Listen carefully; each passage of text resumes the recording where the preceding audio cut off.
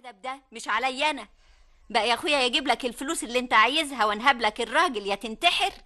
يا اخي روح انتحر في 60 داهيه بناقص كلب. يا دي النايبه يا دي النايبه. اخرس يا جمالات. حاضر يا اختي حاضر. طيب بلاش فلوس لورشه ولا يحزنون. الأدب. اخد لي قرشين اهيئ نفسي، اشتري لي بدلتين على قميصين على جزمتين. مش هتاخد ولا مليم ومش هتاخد حاجه خالص غير من شغلك وشقاك في المزرعه. ده تعنت بقى.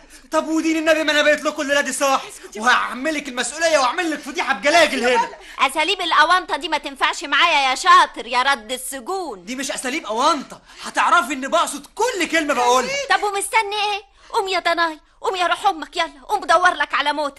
يا لهو بال يا لهو بال. اعلي يا ابني اهدى يا حبيبي. اسكتي يا جمالات وابعدي عنه. حاضر يا اختي اسكتي. حاضر. يلا يا واد، يلا يا حبيبي. على فكرة دفعنا لعمة حضرتك العوايد زي العادة. برضه ما فيش حد فيهم اتصل؟ لا يا سعادة البيه. لا عمي ولا عمتي ولا راجية؟ لا يا فندم. معلش.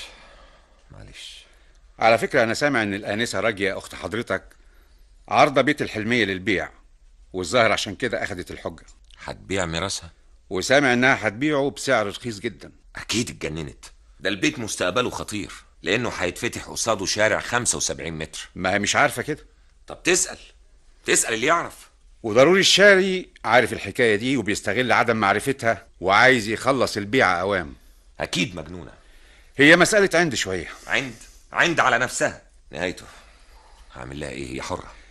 المهم حضرتك جاي المكتب إمتى؟ أنا جاي بكرة ولا بعده بالكتير إن شاء الله. والله يا محمود بيه يستحسن بكرة. اهلا وسهلا يا محمود يا ابني. أهلا بيك يا عمتي. اهلا يا بنتي. اهلا بيك يا فكريه هاني. قولي لها يا عمتي. اهلا بيك يا عمتي. اهلا بيكي. إيه الحكاية؟ انتوا نسيتوا إنه ليكوا ابن اسمه محمود ولا إيه؟ ننساك ازاي يا محمود؟ يا ابني هو الدم عمره يبقى ميه؟ ما انا دايما بقول كده والله. طب كويس. امال فين راجي؟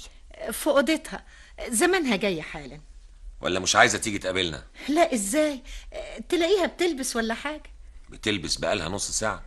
انا رايحه اشوفها، عن اذنكم. اتفضلي. اهلا وسهلا. ازاي احوالك يا محمود وازاي شغلك؟ الحمد لله، كل شيء ماشي كويس يا عمي. ان شاء الله دايما. ايه يا راجل ده؟ مش هتيجي تقابلي اخوكي؟ لا يا عمتي. لا ازاي بقى؟ يجي لحد هنا وما تقابليهوش يا بنتي؟ ده طردني من بيته عشان الست اللي ساحبها وراه دي. انما جالنا لحد عندنا. لا يجيلنا ولا نروح له، احنا مش عايزين منه حاجه. ده كلام يا راجيه، ده اخوكي شقيقك، هو انتوا ليكوا غير بعض؟ ده كان زمان قبل ما يعرف الاشكال اللي عارفها دي. محمود اخوكي في كل وقت يا راجيه، زمان ودلوقتي. وهو